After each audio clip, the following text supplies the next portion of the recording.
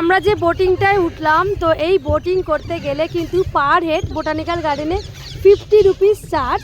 তো এখানে হচ্ছে মানে একটা বোটিংয়ে দেখো এখানে 4 জনের জায়গা আছে। এই যে এখানে আমার মেয়ে আর আমার হাজব্যান্ড রয়েছে, আর এখানে আমি আর একটা সিট খালি আছে।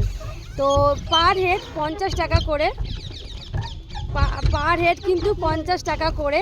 তো যেহেতু আমরা 3 জন, তো সেই জন্য কিন্তু পুরো বোটিংটা আমাদের বুক করতে হয়েছে।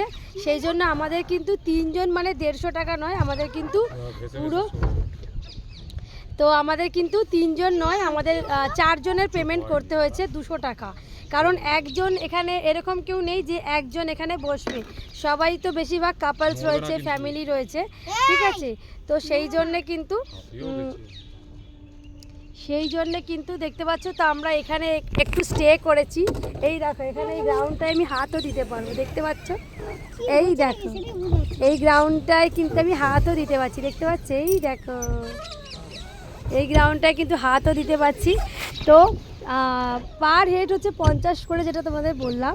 আর যেহেতু আমরা পুরো বোটটাই বুকিং করেছি, তো 4 জনের জন্য আমাদের ওখানে 200 টাকা পেমেন্ট করতে হয়েছে। তবে 4 জন উঠলে 50 রুপিস পার হেড।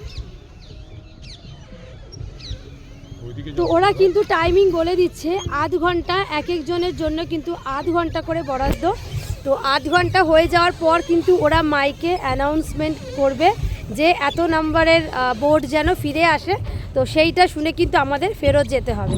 তো দেখো এখন আমরা সবে মাত্র উঠেছি, আমাদের 10 মিনিটও বোধহয় হয়নি, তাই না? আমাদের 10 মিনিট হয়তো মেবি হয়েছে, তো 30 মিনিট কিন্তু টাইম রয়েছে। কারণ এখানে অনেকটা জলাশয়, দেখো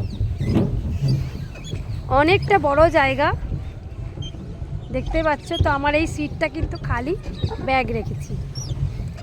দারুণ দারুণ এক্সপিরিয়েন্স, দারুণ।